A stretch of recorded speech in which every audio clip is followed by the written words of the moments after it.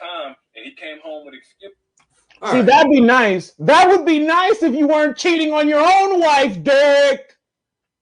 And see, this is the things like not to, and I don't want to go too deep into that topics per se, but this is the thing is like how he will go all of that, but lightly touch on the niggas who actually do miss the per se woman or for the topic or whatever.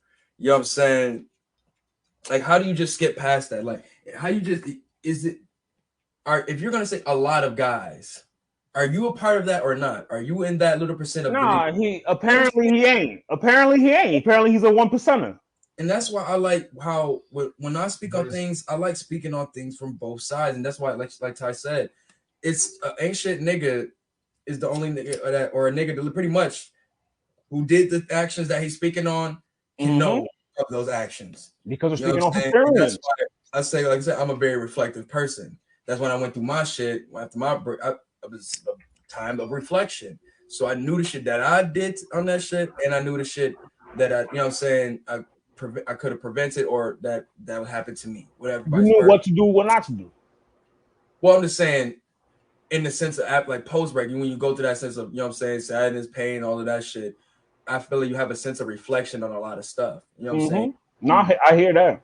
Yeah, I think it's up to the person to strip their pride down and actually, you know what I'm saying, understand what they did in the situation and understand what the other person did to get you to where y'all was able to separate or get you where we're at. You know what I'm saying? Right. And I just think in any situation, if you don't sit there and reflect on how both sides of the table got you to where you are now, then you really won't understand the whole thing. You'll just be biased on one side and you're not really giving the right information away. You know what I'm saying? But bro, this is a hustle. He was hustling. It is. It's a hustle. He was hustling. He was preying on women that were like, that couldn't think for themselves, that needed some sort of guidance. He was preying on that population. Audio self-help book. It's a quick flip of a self-help book. He's putting out a book now with his wife. I mean, how do you feel about the wife and her response on this? And time to get your I think after. I think the wife, from what I saw in the video, it looks like the wife was coerced or was either coerced or like made to do the video, but it didn't look like she was there on her own accord. Not to me. She definitely looked annoyed. You seen her face was like, I really don't want to be doing this right now. She wasn't there for the play. But I think she's in those mindsets of where a lot of relationships, they look at as like partnerships more than a relationship. You know what I'm saying? And it's people who really do go and they're looking for partners other than an actual significant other.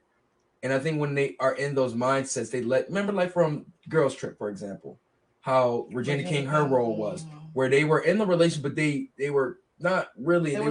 They were fronting and using the partnership to continue the business and for their own. Are you calling her his beard because he might be gay? Because he sounds gay. Yo, well, okay. not that per se. I'm just saying.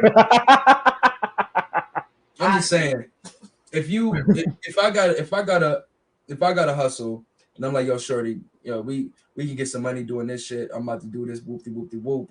And you know what I'm saying, we starting to, because you know once some YouTube checks start flowing in, like for real, you get your little revenue stream, like you start, you know what I'm saying, getting big, but you start thinking of expansion for your shit. You start going harder with videos, all of that shit. You got to continue. The Steve Harvey effect, man. Steve Harvey got all these self-help books on about this and that, and he is happily fucking married.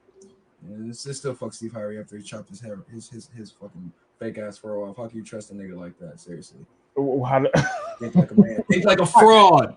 How you trust that nigga without cutting his hair off?